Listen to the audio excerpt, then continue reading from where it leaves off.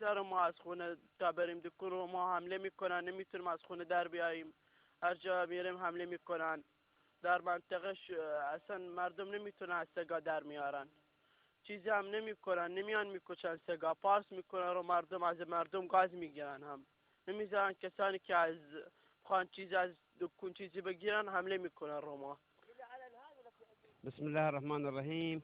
مشکلاتمون 2 سال پیش زمستونیا هوا سرد بیشتر میشه و فصل بهار ماهیا نمیان مثلا جایی که ما میخوام سیت کنیم، مثلا منطقه بوسیف ما میگیم. من به نظر خودم هرچه انتخابات تعداد کاندیداها زیادتر باشه، بعد شرکت مردم تو انتخابات گسترده خواهد شد. ولی خب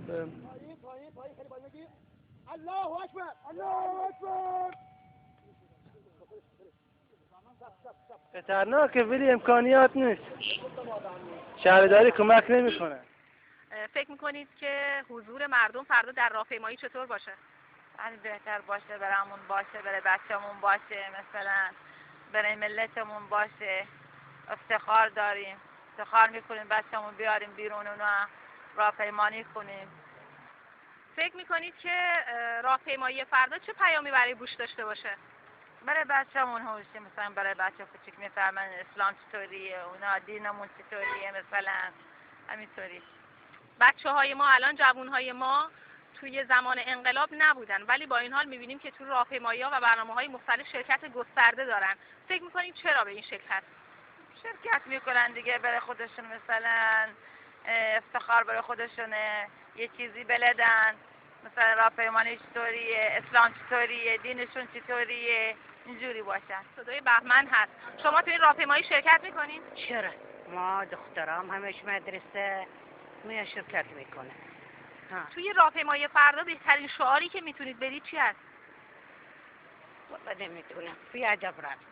از موقع این شاه رفت بیرون الهلا ما همینه، هم شعار و اینه و بچم 7 دختر داره، همش کار میکنه و کارمنده و اینه و همش شعار میکنه.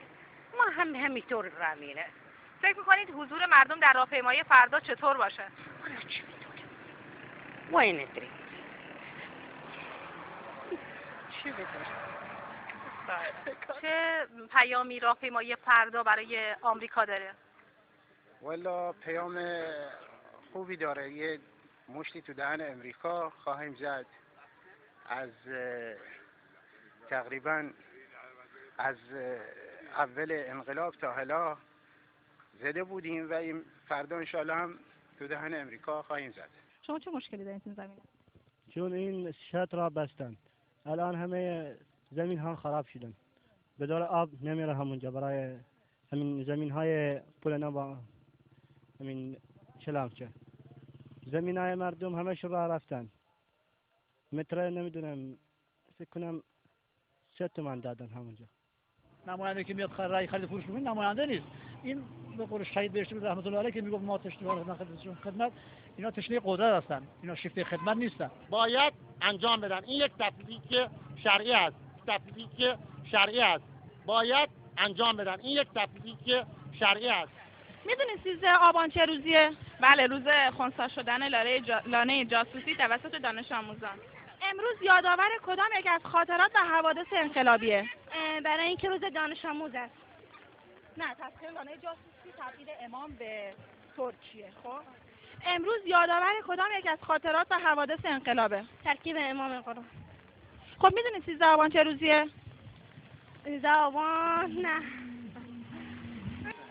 نقش دانش آموزان در به ثمر رساندن انقلاب چه بود؟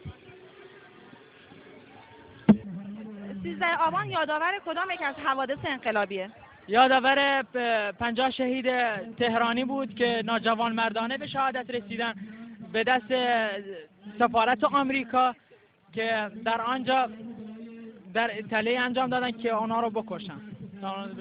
خب شما به عنوان یک دانش آموز نسل سوم انقلاب چقدر میتونید اهداف انقلاب رو به ثمر برسونید؟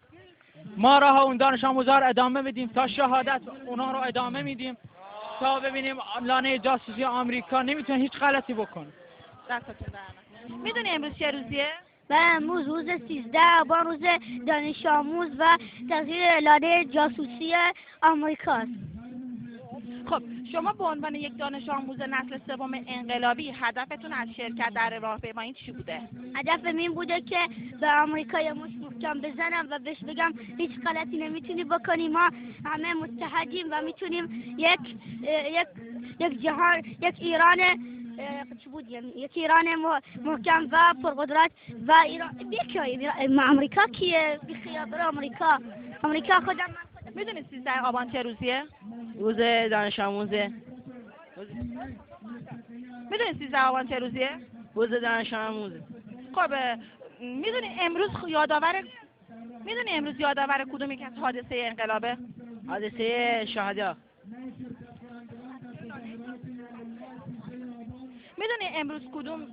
میدونی امروز یادآور کدوم یک از حوادث انقلابه؟ جاسوسی حضرت انقلاب.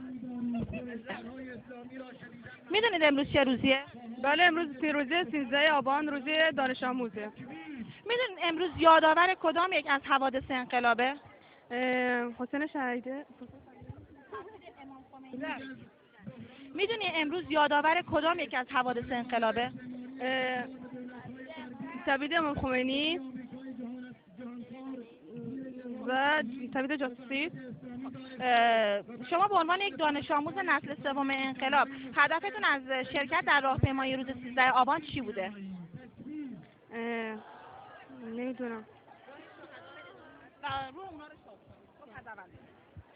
هدف شما به عنوان یک دانش آموز نسل سوم انقلاب از شرکت در راهپیمایی روز 13 آبان چی بوده؟ درس بخونیم تا روح آنها را شاد کنیم. میدونید روز 13 آبان چه روزیه؟ روز